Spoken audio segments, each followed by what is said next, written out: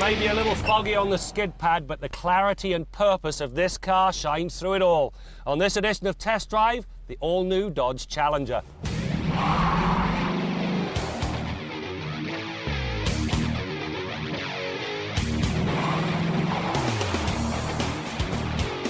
When the Dodge Challenger concept car debuted, there was an unseemly Dodge crosshair nestled in the grille.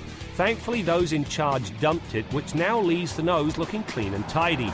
As a result, the Challenger is one of the very few concept-to-production cars that actually looks better on road than it does on stage. For 2008, there are 500 Canadian-only SRT8 models, each of which comes with 2 500 badges and a certificate of authenticity.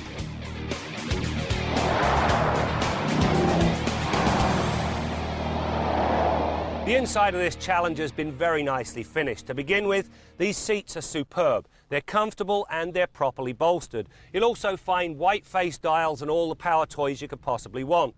You'll also should take the MyGig option. Now this thing brings a navigation system and a 30GB hard drive. 10 gig is used for the nav system, the other 20 gig you can load up your own personal song collection. The beauty of it is the sound system is up to that sort of standard. 322 watts along with a 200-watt subwoofer. The thing is as loud as the car itself. The Dodge Challenger SRT8's attraction is not too difficult to understand. The lines are sublime and the mechanicals are to die for.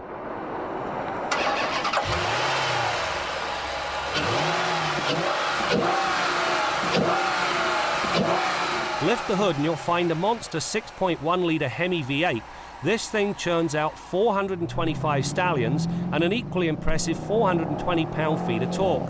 Tromp the loud pedal and the SRT takes off in a serious hurry.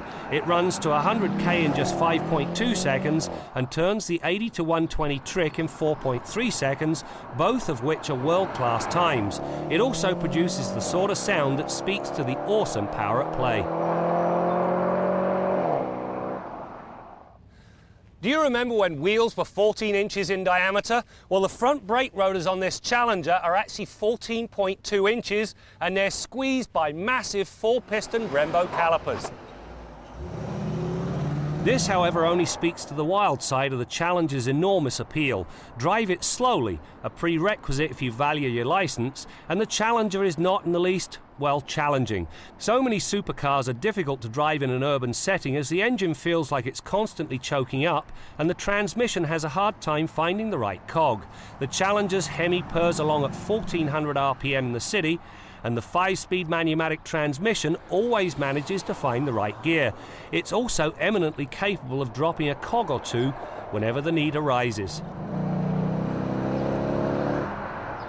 You know, the one compromise in this Challenger is the back seat. There's very little legroom and not much headroom. In fact, it's tight enough it qualifies as cruel and unusual punishment even for your favourite mother-in-law. However, if you look at this area as storage space and somewhere to put your briefcase, it works.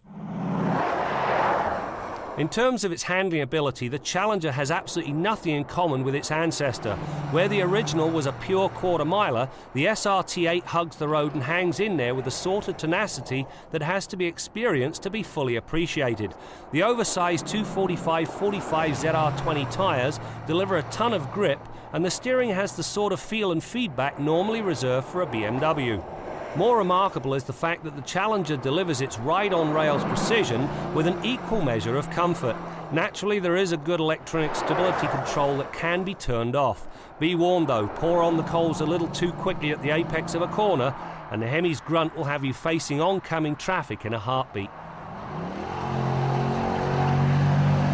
This new Dodge Challenger is an amazing piece of machinery. It's drop-dead gorgeous and it has the mechanical wherewithal to back up its stunning style. But it has an intangible, the ability to make non-gearheads start to drool. This car is destined to become a treasured collectible. And you know what, in 30 years' time, it'll still be turning heads.